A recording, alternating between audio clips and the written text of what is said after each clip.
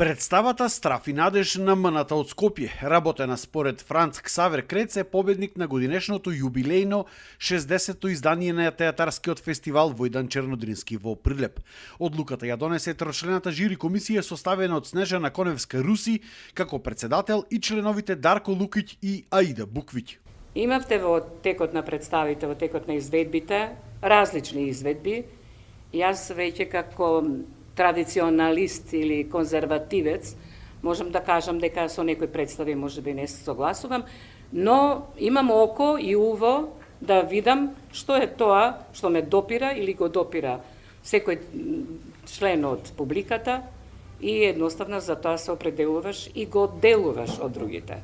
Kad smo odlučivali o cijelini predstave, onda smo gledali zaista kompaktnost svih segmenata koji sudjeluju u jednom projektu. Veličinu ansambla, izbor repertoarnog teksta, odnos režije prema elementima predstave, uklopljenost kostimografije i scenografije u koncept predstave, sve te elemente zajedno kad smo složili, zapravo je ova predstava Nacionalne kuće bila onako najupečetljivija. Според уметничкиот директор на фестивалот Ана Стојановска, театарот во Македонија треба да поставува повеќе македонски драми од современи млади автори. Сметам дека треба да бидеме похрабри во духот на ова што е овде напишано и да им даваме простор на луѓето кои што пишуваат. Јас сум една од тие луѓе што пишуваат.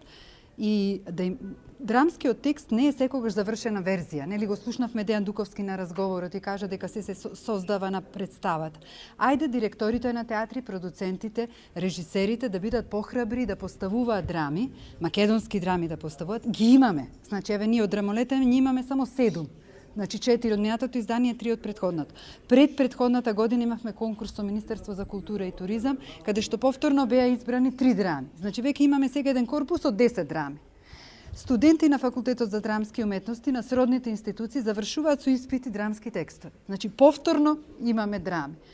И ние само треба да направиме добра стратегија за да ги покажеме тие драми. Прилепскиот театар беше најнаградуван со 5 награди, и тоа за режија на Дејан Пројковски за представата Црнила, награда за главна машка улога доби Димитар Ѓорѓиевски за улогата на Фезлиев во Црнила, награда за млада актерка понесе Сара Спирковска за улогата на Неда во истоимената представа, награда за сценографија се додели на Валентин Светозарев, а Црнила ја понесе и наградата за костимографија, која што се додели на Марија Папучевска.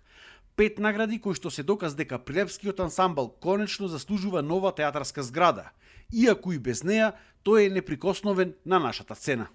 Немаме театар, си направивме наш простор и тој простор ни донесе успех.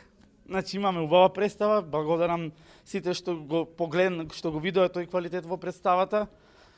Дај Боже, викам јас, зградата не прави театар, зградата не прави представи, луѓето кои што работат.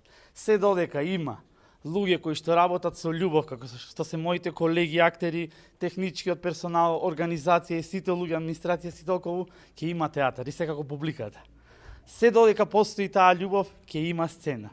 Нашиот театар има многу такви падови, да речам, затворање од правен аспект, затворање од зграда, но нашиот театар воскреснува, а љубовта воскреснува.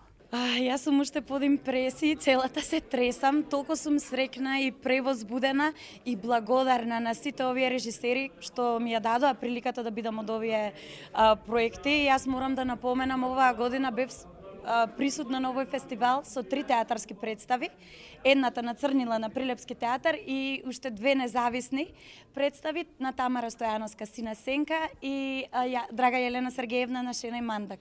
И сум особено срекна затоа што многу добро знаеме колку е тешко еден невработен актер да биде толку активен на сцената. Фестивалот го затвора Београдско драмско позориште со представата Црно злато на Дејан Дуковски.